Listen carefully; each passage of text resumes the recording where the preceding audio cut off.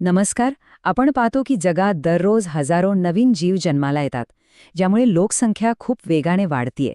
पण ही वाढ नक्की होते कशामुळे आणि यावर नियंत्रण मिळवणं खरंच शक्य आहे का? चला, आजच्या या विश्लेषणामध्ये आपण याच प्रश्नांची उत्तरं शोधूया. तर पहिलाच प्रश्न, एखाद्या देशाची लोकसंख्या इतक्या वेगाने का वाढते? याचं उत्तर ना असं एका शब्दात देता येत नाही. ही एक खूप गुंतागुंतीची गोष्ट आहे, ज्यामध्ये सामाजिक, आर्थिक आणि आरोग्यविषयक अनेक गोष्टी एकमेकात गुंतलेल्या आहेत. चला तर मग हे धागे एक एक करून उलगडून पाहूया. पण थांबा, या कारणांच्या खोलात जाण्याआधी एक गोष्ट आपण स्पष्ट करूया.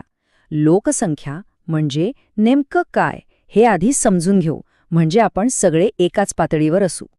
अगदी सोप्या भाषेत सांगायचं झालं तर लोकसंख्या म्हणजे काय, तर एका ठराविक प्रदेशात, म्हणजे समजा आपला देश, राज्य किंवा अगदी गाव, तिथे एका विशिष्ट काळात राहणाऱ्या लोकांची एकूण संख्या.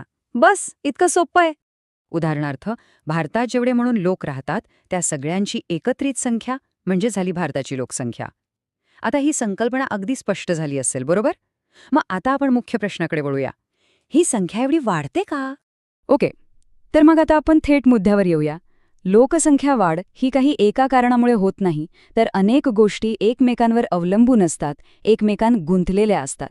चला, या कारणांवर एक नजर टाकूया. बघा, सामाजिक कारणं ही एका साखळीसारखी काम करतात. सुरुवात होते ती अनेकदा अशिक्षण आणि अज्ञानापासून. त्यातूनच मग बाळविवाह किंवा कमी वयात लग्न करण्यासारख्या प्रथांना बळ मिळतं. याचा पुढचा परिणाम काय? तर कुटुंब नियोजनाबद्दल माहिती नसते किंवा त्याकडे दुर्लक्ष होतं. आणि या सगळ्याचा शेवट होतो तो वाढलेल्या जन्मदरात. हे एक प्रकारचं दुष्टचक्र आहे, जे सुरूच राहतं. या सामाजिक साखळीच्या पलीकडेही काही महत्त्वाचे घटक आहेत. एकीकडे वैद्यकीय सुविधा सुधारल्यामुळे लोकांचं आयुष्य वाढलंय आणि मृत्यूदर कमी झालाय, जी खरं तर चांगली गोष्ट आहे. पण दुसरीकडे आर्थिक दारिद्र्यामुळे जितकी जास्त मुलं तितके जास्त कमावणारे हात, असा एक गैरसमज पसरलेला आहे. आणि यात भर म्हणून मुलं ही देवाची देणगी आहेत किंवा मोठं कुटुंब असणं चांगलं, यांसारख्या सामाजिक आणि धार्मिक समजुतींचाही मोठा प्रभाव असतो. तर ही झाली समस्येची बाजू. पण जिथे कारणं आहेत तिथे त्यांवर मात करण्याचे मार्गही आहेतच की.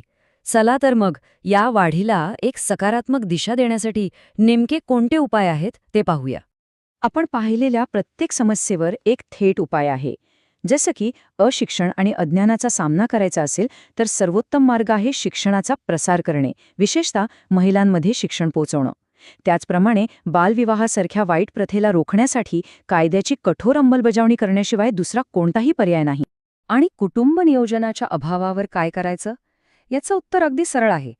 कुटुंब नियोजन कार्यक्रमांचा आणि सुरक्षित साधनांचा जास्तीत जास्त प्रचार आणि प्रसार करणे. लोकांपर्यंत योग्य आणि शास्त्रीय माहिती पोचवणं ही आजच्या काळातली सर्वात मोठी गरज आहे. ह्या थेट उपायांसोबतच आपल्याला काही मोठ्या पातळीवरचे बदलही करावे लागतील. जसं की लोकसंख्या वाढीच्या परिणामांबद्दल मोठ्या प्रमाणावर जनजागृती करणं, सर्वांपर्यंत चांगल्या आरोग्य सुविधा पोहोचवणं आणि लोकांचा आर्थिक आणि सामाजिक विकास साधणं. कारण एक गोष्ट तर आता सिद्ध झाली आहे की जेव्हा लोकांचं जीवनमान सुधारतं तेव्हा ते स्वतःहून लहान कुटुंबाला प्राधान्य देतात. आणि याला जोडून लहान कुटुंबांना सरकारी पातळीवर काहीतरी प्रोत्साहन देणं हाही एक खूप प्रभावी उपाय ठरू शकतो. बरं, मग हे सगळी कारणं आणि उपाय पाहिल्यानंतर या संपूर्ण विश्लेषणाचं सार काय आहे? आपल्याला यातून नेमका कोणता मोठा विचार मिळतो? तर या सगळ्या चर्चेचा कळीचा मुद्दा हाच आहे: विकास आणि शिक्षण. हे दोन घटक लहान आणि सुखी कुटुंबाचा पाया आहेत. जसजसं शिक्षण आणि आर्थिक स्थैर्य समाजात वाढत जातं, तसतसं कुटुंब नियोजनाचा स्वीकारही आपोआप वाढतो. हेच या संपूर्ण विश्लेषणाचं सार आहे. आणि जाता जाता एक विचार करायला लावणारा प्रश्न: लोकसंख्या वाढीकडे आपण केवळ एक आव्हान म्हणून न पाहता या प्रचंड मानवी संसाधनाला एका मोठ्या संधीमध्ये बदलता येईल का?